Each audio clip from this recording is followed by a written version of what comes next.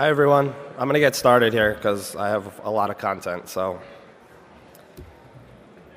welcome. My name is Jake Wharton, and I work for Square. And we're going to have a chat about Retrofit version 2. Finally. So, a naive man once said, Retrofit 2 will be out by the end of this year. That was, of course, me at Droidcon New York last year.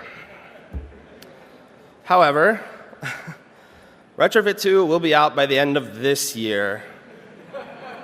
I am committing to that right now. So before I get started, I kind of want to see what the knowledge of the audience is so I know what to focus on. So how many people have used Retrofit version 1? Geez, OK. Perfect. So hopefully all these things will be familiar to you. So Retrofit is actually one of Square's oldest open source projects. It was about 5 years ago that it was first put in the open. And it actually started as kind of a grab bag of multiple different things. We had we had a shake detector inside of it. It was an HTTP client. We had what is now the tape library was also inside Retrofit, and just kind of like this grab bag of tools that we were using in our app that was just open source. And so most of this the Retrofit part was created by Bob Lee, who you might know. And I kind of took over, or you could think of it as stealing stewardship of this library about 3 years ago. And we finally got to our 1.0 after 3 years of being open sourced. And this was part of our 7 days of open source that we had for the week leading up to Google I/O 2 years ago, which was awesome. And then we've had about 18 releases in the last 2 years. And so there's a lot of good things that are inside Retrofit, right? Obviously, by the number of hands that were shown, we see that people like this, and of course, we like this. So Retrofit uses interfaces, as you know, and method and parameter annotations to declaratively define how requests are being created. So that looks something like this. This is an example just talking to the GitHub API.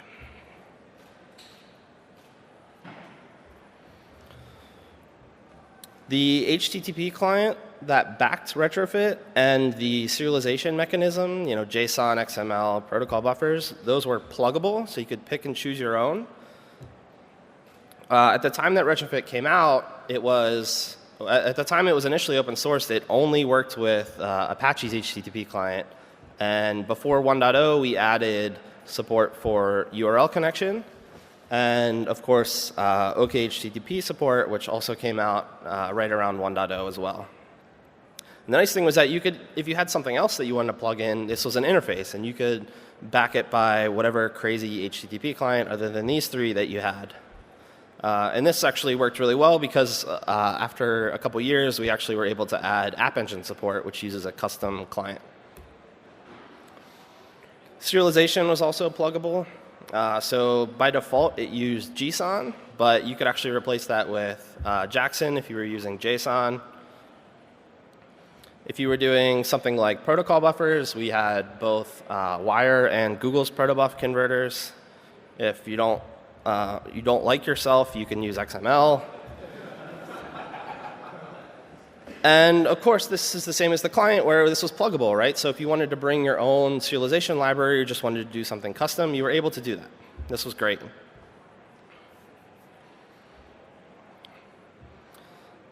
In making the requests, you could do this multiple ways. So we had synchronous, asynchronous, and after 1.0, we added RxJava support.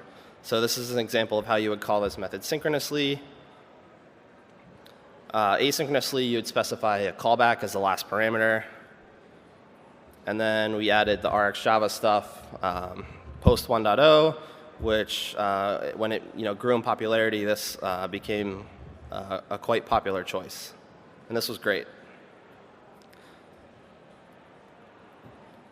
However, no library is without its faults, and Retrofit is certainly not exempt. the number of classes that we had to embed in the library's public API in order to support the pluggable client aspect became something of a pain point because it's very fragile, and because they were public API, we couldn't ever change them. So we had our own request and response types, which had the URLs, the headers, response codes, messages, that kind of stuff. And then for supporting the representation of the body of requests and responses, we had this typed input and typed output, which basically tied a content type and a length to the actual body itself, so we could read and write it. And there are also a bunch of implementations of typed input and typed output, all in the public API that we had to support and could not change. If you wanted to access data from the response, but also such as like a header or the URL, but you also wanted access to the deserialized body, this was actually not possible. So in our GitHub example, we're returning a list of contributors here, and this is going to be deserialized with whatever your converter is. But say you need access to a header from this response. Well, you weren't able to actually get that unless you specified an endpoint that returned this response object. And the response object actually did not have a deserialized body inside of it, so you can't get that list of contributor without doing that deserialization yourself in the consuming code.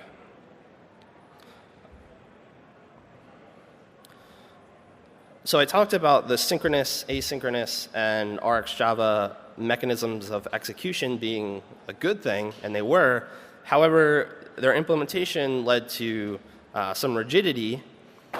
If we had different parts of our code that some wanted to call synchronous and some wanted to call methods asynchronously, you had to have two method definitions for that. Similarly with RxJava, this thankfully allows you to do both synchronous and asynchronous with one definition, but we had to bake support for RxJava into the core of the library in order to allow you to return these observable objects, and we had to know how to create the observables inside Retrofit. And this was a problem because what if you wanted something else? We're certainly not going to embed support for Guava's listenable futures, or people on Java 8 want to use completable futures perhaps, and Retrofit 1 built for Java 6 and Android, we couldn't reference these classes. Not that we would even want to bake in that support in the core anyway. The way that the converters work was actually slightly inefficient. So this was the API for creating your own converter. It's extremely simple. You take an object and turn it into an HTTP representation, and you take an HTTP representation and turn it back into an object. The problem is that when this is called, we say, here's the response and here's the type that we want you to convert it to. And so the converter had to figure out how to deserialize that. And this is actually a heavyweight process inside of these libraries, inside of JSON and Jackson. So this step where we're creating these internal representations of how to do serialization is actually slow. And so doing that, even though some of these libraries cache these objects, having to look them up every single time you want to do a deserialization was actually an inefficient process, or at least it could be improved. One of the nice things about how you define your APIs and interfaces is that you can use the objects that you use every day in order to create these requests. So it's just another method that you're calling, like any other local class. It just happens to be backed by an HTTP call. But the problem was we severely limited how you can use objects that weren't kind of so-called primitives, basically the actual Java primitives or like a string. So if we have an endpoint where we want to say pass a date to it, a date, obviously a normal object, or any model style object that you would use in your APIs, if you want to pass it to one of these methods, we're only really able to call toString because that's all we can do. That's really the only logical thing. However, URLs and the APIs that you're calling might want separate representations. They might want to take that date and format it in a different way. This is especially true for objects that are more complex than date. And we had really no story beyond toString for that. So that's what's wrong. How are we going to fix it? Well, that's why Retrofit 2 is a thing, and hopefully I'll show you that all of these problems that we perceived over the years of using Retrofit 1 are being addressed. So we have a new type. If you're familiar with making API calls with OkHttp, it has a class called call, and we actually now have a call inside of Retrofit 2. And this is basically the exact same semantics, except it knows about things like how to do serialization, how to take that HTTP response and turn it into the list of contributors, whereas OkHttp just wants to give you back the raw body. So a call models a single request-response pair. So these are one-shot things, and they're created for each endpoint. And one of the nice things is that this actually gives you the ability to separate the creation of the call, so the calling of the interface method, from the place that actually wants to execute that API call. You can now create this call object and hand it to another class and have that separation of concerns. So each call instance can only be used once. So it's a single request-response pair. However, just as with OkHttp's call, you can actually call the clone method, the Java clone, and we've implemented this to create a new instance that allows you to make subsequent calls. So this is also a very cheap operation. So you could, for example, create a call object and then just always clone it before you make a request to ensure that it's not already been executed. And then a big one here is that it supports both synchronous and asynchronous execution in a single type. And it can actually be canceled, which is great. So this will actually call through to the underlying HTTP client and cancel the request if it's in flight. It'll actually unhook itself from the server, or if it hasn't actually executed yet because it's asynchronous, it never actually will. Let's take a look at what that looks like. So this call object is parameterized, and this is just what you return now from your API methods in your interface. Call the method the same, you get an instance of it. And so like I said, we can execute this synchronously. And I'm not showing the actual response type of this because we'll get to that in a second. These can only be used once, just to reiterate. So this will actually fail trying to execute it twice. But you can clone these instances, and this is very cheap. So you can always clone if you're using these multiple times, or maybe you're just calling the method every single time. Asynchronously is done through an enqueue method. So we had execute for synchronous, enqueue for asynchronous. We'll also get to the type of the parameter that gets passed to response in a second.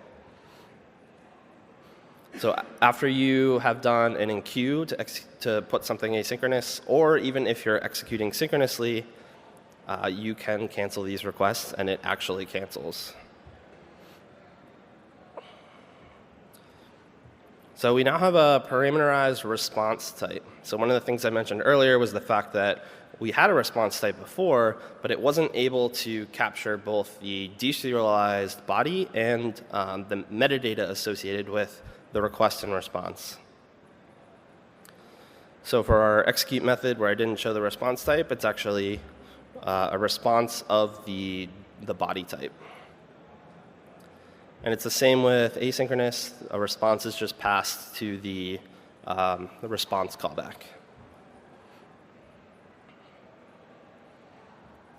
So response is going to give you the metadata, which we were sorely missing, the response code, the response message, and access to the headers. We have a convenience method for determining whether or not the request was successful, whether the response says whether the request was successful. This is basically just a check against code for 200. And then we just have the body, and there's a separate method for accessing the error body. And the use of these methods correspond to the return type of that Boolean. So only if a response was successful do we actually do the deserialization and place it in this body callback. And if that is success method returns false, then we can't really know anything about what the type of response is. Sometimes you call a JSON method and it fails, you get back HTML. So we hand you this response body type, which basically just encapsulates the content type, the length, and the raw body that you can interpret as you want. And then there's a method to access the underlying raw HTTP response. And this is an OkHttp type, which is going to tip my hat at a future slide here. OK, so those are the two big changes in how your interfaces are defined. And I'm going to take a quick detour because I'm not going to cover a lot of the other ways that you would, and especially since a lot of you raised your hand, I'm not going to cover the other ways that a request is made, how you do like multi-part and all that stuff, because all that's exactly the same. So these things were not broken. I didn't include them in, I mean, I guess you could say I did include them in the good because these are just the annotations that are on the method and the parameters. So we have all the same stuff that you're used to. The stuff hasn't changed. If you've come here from the internet because this slide intrigued you, I'm sorry that I'm not covering these. But this stuff's exactly the same, and the documentation for each of these annotations covers how they're used. OK. A big problem and a request that has pained me for a couple years that we've now fixed is a dynamic URL parameter. And so why is something like this useful, and what does it mean? If we have our requests that we make to GitHub, and we get back a response, that response is actually going to include a header that looks like this, which is kind of ugly, which is going to dictate the URLs that you should use if you want to do pagination, because it's not going to return you the full list. It'll only return you the first 20 or so. And so before, we really had no way of executing these subsequent requests using this header that GitHub wants you to use, because they can do smart things like have that data still cached in memory, and when you make the request, it points you to the exact same server, and they don't have to pay the cost of figuring all that stuff out from the database. So with our new response type, not only, like I said, we're getting the metadata, so not only are we getting the list of contributors, but we can actually look at this header, and we can write some hypothetical method which is going to yank out the link to the next page. So you can see that this is actually a little bit different. I don't know if you saw the URL on the interface, but this is a slightly different URL, so it's not even the exact same URL. And the way that we've addressed this is by allowing these dynamic URLs to be used in follow-up requests. Now, you have to define a separate interface method for this. This is a fundamental requirement because it's a slightly different type of request, right? In the initial one, you're choosing what owner and you're choosing what repo to look at, and you're making that initial request with those model types. But the follow-up is really a fundamentally different request because that information is already encoded in the follow-up link. So we wouldn't want to put this URL object or this URL parameter on the same method because it really doesn't make sense. And what would those values even be? So you define a separate method, and we have this new @URL annotation, which allows you to pass in that URL. And you'll see that we've also made the relative path that was on get optional, so you can leave that off. You have to leave that off, actually.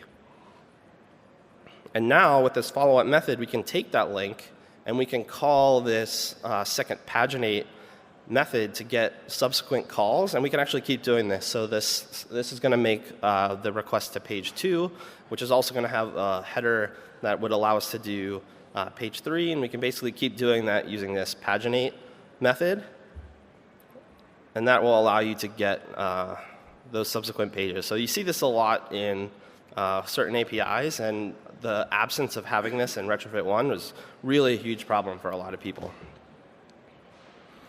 I talked about the converter problem, which probably it wasn't really a problem for a lot of people, but it was a problem internal to the library, and so we've addressed that, and we're also now allowing multiple converters. So before with Retrofit 1, if you wanted to make calls to an API that had a JSON response and then a separate API call that had, say, a proto response, the only way to do that was to separate those into separate interfaces, separate, we call them service declarations. And that's because there was only one converter, and it was specified on the REST adapter object. And so we wanted to reconcile this because these interface declarations should be like semantic. They should group together APIs which operate on the same thing, like an account service or a user service or a Twitter service. And the fact that some URLs might return different response serialization formats is really not your problem to organize in your services, but something that we should take care of. And so we've basically done that. You can now collapse these into the same service. And I'm going to walk through kind of how that works, because understanding how we know which converter is used is going to actually play into how you write your code. So this first method returns some hypothetical proto object. And the way that it works is we're just going to ask each of these converters whether they can handle a type or not. So we ask the proto converter, like, hey, can you handle some proto response? And it's going to do whatever it needs to do to determine if it can handle this.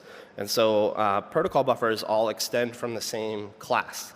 In protobuf, it's called message or message light, and in wire, it's called message. So it's basically just determining whether or not this class extends from message. And if it does, it says yes, basically.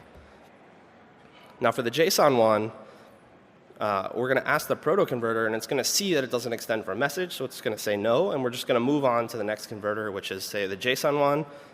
And JSON can be used on, there's really no restraint or requirements about the hierarchy, so we can't really know whether something can be JSON or not. So the JSON converters always say yes, like, yes, I can handle that. And so that's important because usually that means they have to be last.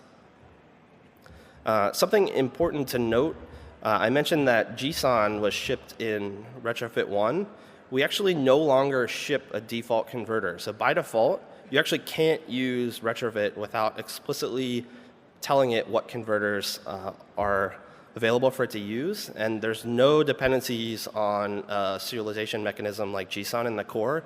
You actually have to bring that in yourself. So we still provide the converters, but you have to add the explicit dependency, and you have to explicitly tell Retrofit to use the converter.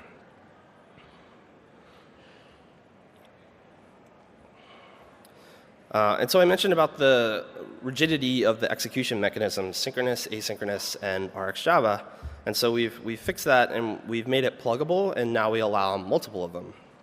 This is basically the same exact thing as how the converters work. So say you have a method that returns call, and call is the converter that's built in. It's the Retrofit 2's native execution mechanism. But now you can bring your own or use one of the ones that we provide. So we still have an RxJava one. It's just separate now. Or if you hate yourself and you like futures, then you can write your own to do that as well.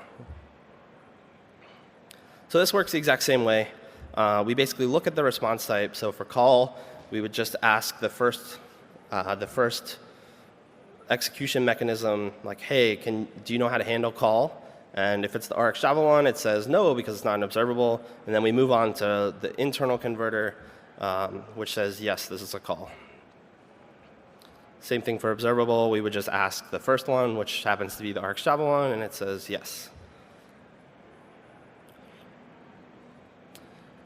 If you don't have one installed, so one of the things is this means we can't do validation of the types. So if you ask for future, both of these are going to say no, and we'll actually throw an exception and tell you that you either need to change the type or install one of these mechanisms. And I'm going to go into what those look like in a second. So I said I tipped my hat earlier with the response type. Retrofit 2 now depends on OkHttp, and the HTTP client is no longer pluggable. And so this is kind of a controversial thing. But hopefully I'll be able to prove to you why this is the right decision. So when Retrofit came out, Retrofit 1.0, or even before 1.0, we needed client abstractions. There's that infamous blog post by Jesse Wilson, actually, which talked about the Apache and URL connection clients and when to use which one and all these ridiculous caveats with it. We also needed these request response abstractions. Apache had them. Apache's always had kind of this real object-oriented model for making requests, but URL connection didn't. URL connection is this like one type. It's got a ton of APIs. And it's very stateful, and we needed these more object-oriented abstractions in order to have the client abstraction. We also need the header abstraction. Again, Apache had this. URL connection didn't. It just used APIs and strings, and we needed something to represent these individual headers. But it's not 2012 anymore. It's 2015, and OkHttp it's small, it's focused, it's got a really great API. As you've seen, we're basically mirroring a lot of it at a higher level in Retrofit 2, and it has all the features that we need, and it has all of these abstractions, and they're great, they're very correct. And so this has been a big win for the size of Retrofit. We basically tore out like 60% of the size of Retrofit, and we have so many more features now. So yes, you do have to include OkHttp. It's now a required dependency, but I'm willing to bet that a lot of you already were, and you're gonna see that because of this, Retrofit is actually a lot better. So unfortunately, I just don't have the time to cover a lot of what's in OkHttp. One of the things that's really nice about this is we actually can expose OkHttp types in Retrofit 2's public API. So you may have seen response body on the error body method in response. Obviously, we return the raw OkHttp response in the Retrofit's response object. So we're exposing these types, and it basically replaces all those ones I showed on the earlier slide with much nicer, cleaner APIs. And so I gave a talk at Droidcon Montreal, which covered OkIO, which is a really tiny I/O library that sits beneath OkHttp and OkHttp itself, and kind of the motivations of why these are good choices, how they're extremely efficient, and why you should be using them. And I also mentioned Retrofit 2 in that talk, which at the time was mostly hypothetical and now is actually real. So if you want to watch that and learn a lot more, here's the link. So kind of to reinforce this point, I want to show this crazy graph I made, which shows you how with this hard dependency and with these abstractions, how Retrofit is actually so much more efficient than Retrofit 2 is so much more efficient than Retrofit 1 or potential other solutions. So we have our Retrofit object. And by the way, I don't think I covered this yet, but REST-Adapter, the REST-Adapter class is now just called Retrofit. REST-Adapter was a horrible name. OK, so we now have OkHttp as a hard dependency, and that's sitting beneath Retrofit. OkHttp hooks up to sockets, normal Java sockets to make HTTP requests, and it has these types from OkIO called buffered sync and buffered source, and these are, you can think of them like input stream and output stream, but on like steroids. I also, that talk, you should watch my talk of why input stream is terrible. And so the type that sits between Retrofit and OkHttp is called request body and response body. We have these converters. We still have pluggable converters. So this one is Mashi. Mashi is a serialization library also by us. And it uses OkIO. So it knows how to speak with these buffered sync and buffered source types. And that's important because it allows us to be very efficient and avoid these abstractions that normally sit between different layers of your app. The converters speak request body and response body to Retrofit. So now you should start to see, because all these types are the same, things are going to be very efficient. And so you have your service declaration that sits on top, which we generate implementation for. So you have, say, some endpoint, and there's some implementation detail that hooks your service up to Retrofit. So when you call this method, when you call your endpoint, we're basically going to take the object that you hand us. Say you're doing a post. We're going to take that, and that's going to make it all the way down into the converter unmolested. It'll be the same exact instance. But what's great about these types and using these OkHttp and OKIO types is that when we take that object and we want to actually write it to the socket, we want to take that and send it to the server, we don't have to have these extra abstractions. So Mashi's going to take that object, it's going to basically wrap it in, write it to a buffered sync, which is going to be wrapped in this request body. And that's the exact same type that Retrofit's just going to hand to OkHttp. And that same buffered sync is going to be hooked directly up to the socket. So there's, even though there's these like layers of abstraction that are sitting between the two, they're of the same type, which means there's no actual abstraction on the data. There's not going to be these like intermediate buffers that we're copying things through. It's basically, even though there's these abstractions, it's basically going to be writing directly to the socket. And then it's the same on the way out. When we're reading things from the socket, OkHttp is going to wrap it in this OKIO type. It's going to wrap it in its own type called response body. And the converters are now handed that response body directly. And because Mashi knows how to speak with OKIO types, it can actually just grab that buffered source type and pull right out of it. So it's basically pulling data directly off the socket. Even with these layers of abstraction, it's not abstracting the data. There's no intermediate buffering. Well, there is one layer of buffering, but even though there's multiple layers, there's not multiple bufferings happening. And then it just gives you back your type, your list of contributors or whatever, and that gets handed back to you. I go into that a lot more in that other talk, so if that kind of went over your head, the other talk explains it a lot more. Okay, so now I've covered a lot of how the kind of internals of Retrofit work and the API of the service declarations, but let's look at the actual Retrofit type, which replaced the REST adapter type, and how that gets set up.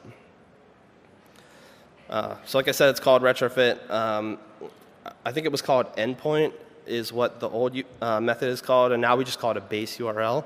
It's the URL of the server that you're talking to. So in this case, we're just talking to GitHub.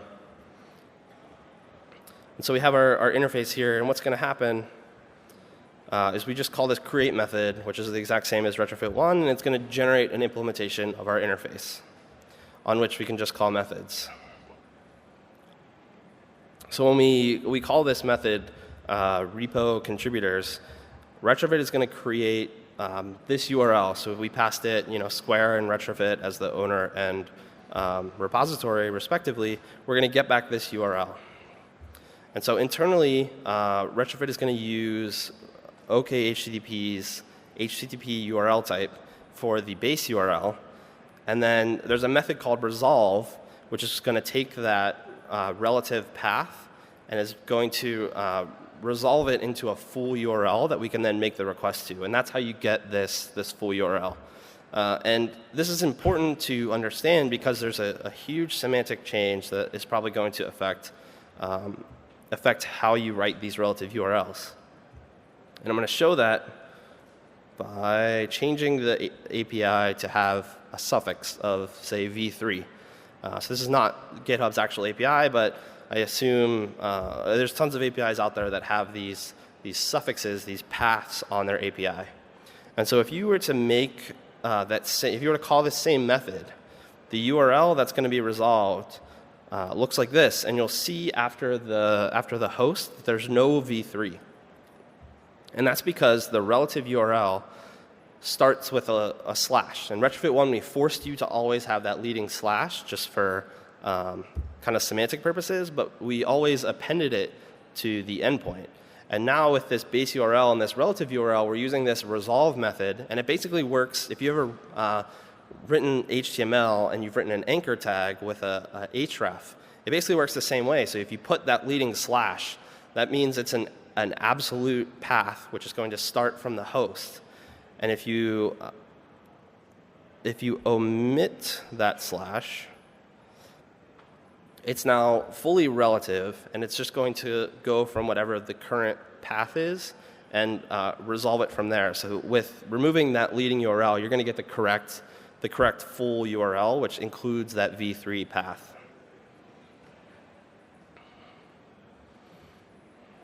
Like I said, we're now depending on OkHttp, so we don't have the client abstraction, but we, of course, still let you hand us a client instance. But it's now an OkHttp client, which is OkHttp's type, and this allows you to do things like configure interceptors or an SSL socket factory, whatever timeouts. OkHttp has default timeouts, so you don't actually have to set ones if you don't need anything custom, but if you want to set them, this would be how you do it. And then this is also where you're going to specify the converters and the execution mechanisms for things like RxJava. So say we have our converter for JSON. We can have multiple of these, so we can add a converter for protocol buffers. And so I stressed this earlier, and I want to stress it again. The order of these matter. This is the order in which we're going to ask each one whether or not it can handle a type. So this is actually wrong. If we ever specify a proto, it's going to be encoded as JSON, and it's going to try and deserialize the response body as JSON, and that's obviously not what we want. So we would actually have to flip these because we want to check protocol buffers first, and then JSON through JSON. And so this is not really well documented yet in Retrofit, but each of these converters. Oh, and by the way, the names, I tried to avoid saying Converter Factory earlier. The names of these are not final. They're very like enterprisey Java, like Converter Factory. And you'll see that the next one's even more awful. So if you want to not use call, you want to use RxJava, you need a CallAdapter Factory. And so this basically is just something that knows how to take that call instance and turn it into something else. It adapts it into another type. So right now we only have one for RxJava, and this is going to do observables, and it will also do the new single type, the experimental single. So if you know RxJava, there's a new type which represents an observable that only ever emits one item. So you can use either of those two with this CallAdapter Factory. Okay, I only have 4 minutes, so I'm going to blaze through this. But like I said, these things are pluggable, and that means you can bring your own. So for converters, I talked about how it works earlier. The implementation of this, whoops, I skipped over the converter type. It's basically a single method. We hand it a type, and it either returns null to say no. So if I hand it this JSON response type, it doesn't extend from a proto, so it's just going to say, I don't know how to handle this, so I return null. And then the JSON converter, in order to say that it can handle a type, it returns an instance of this converter. And so that's why it's a converter factory, because we ask it to create a converter instance. And so this is easy to implement yourself if you want to bring something else. And the actual implementation of converter is very similar to what it was before, although instead of typed input and typed output, we now have OkHttp's request body and response body. And the way that this is now efficient is because we can actually do the lookup of those adapters. So like JSON has something called a type adapter. And so when we ask the JSON converter factory if it can handle something, it looks up the adapter and then it just caches that and uses it whenever it's doing conversion. And so it's a tiny win, but it actually has it's a non-zero thing that happened before, the cost that we paid, and so getting rid of that whenever you're making a call is great.